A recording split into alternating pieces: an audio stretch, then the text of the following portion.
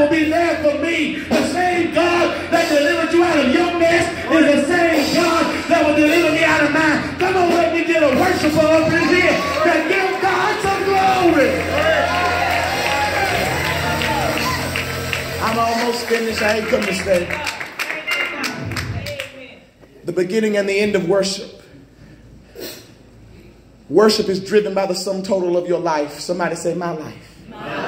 Isn't it amazing how we often look at everybody else to set the tone of worship? I'm waiting to see how the pastor going to lead service. I'm waiting to see who's going to preach this Sunday. That's going to tell me what my response is going to be. I ain't talking about y'all. I don't know about y'all. I'm talking about my folk. They ain't here. But they're going to see the video.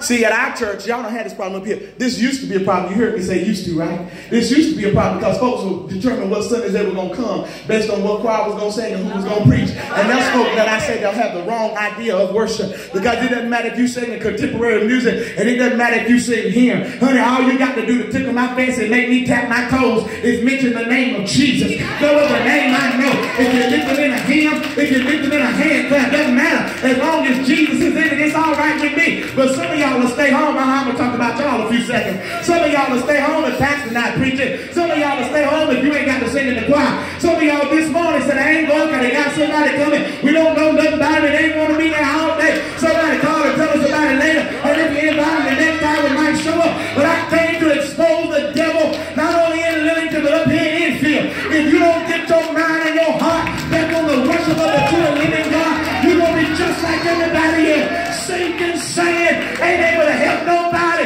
But can I get somebody in here that knows that Jesus is still the solid rock and you're going to stand on it? Can I get a witness on Christ? The solid rock I stand, and all other ground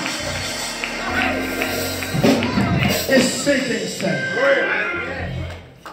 People are most concerned about quantity.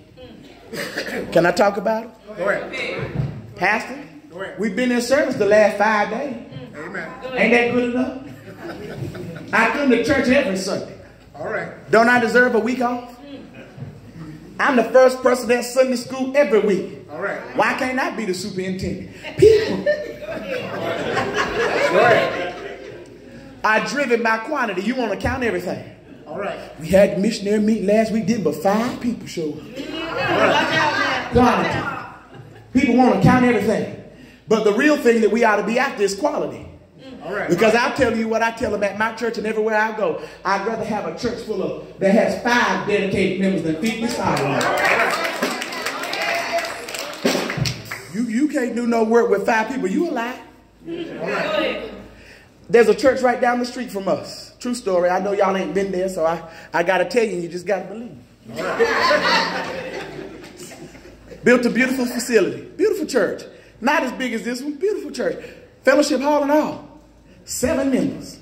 All right. And the talk around town is, how in the world did they do it with 7 people? Go ahead. And the pastor's only response was, each of those 7 had a line in the word. All right. And as long as folk got a mind to work, it doesn't matter if you got 70 or 7. All right. The work of God will be complete. All right. But it's not about the quantity, it's about the quality. It's about the folk there who say, I am truly dedicated, I'm sold out, I'm going to serve, and I'm going to work. And that's, again, another problem. I can't identify all the problems today because I can't fix them. Go ahead. Go ahead. But when we talk about the beginning and the end of worship, we must realize that our capacity to worship God and to help and serve others is greatest when we are most eager to help ourselves. All right. Amen. As long as you're sitting there comfortable like you are, you won't push anybody else to change either. Go ahead. All right. You're not going to tell anybody else what they ought to do. Go ahead. Because you're afraid somebody going to tell you what you ought to do. All right. You won't be a real witness for God because you don't yet believe what you're saying. All right. You say God is a healer, but then every time you get a bad doctor's report, you get somewhere in a corner and let the enemy depress you, stress you out, and you think you're about to lose your mind. How about you stand up on the word of God? Where them folk who always quote from Isaiah? You stand right there and say, God, you're either going to heal me or you're going to take me. But either which way, it's going to be all right with my soul. Because I believe in the word of God and the word of God is true. Bible told us he was already wounded for our transgressions, that he was bruised for our iniquity, that the chastisement of our peace was upon him. Come on, I need a real witness here. And by his stripes, I'm already here. Notice I said already. It may not have manifested in my physical body as of yet, but by the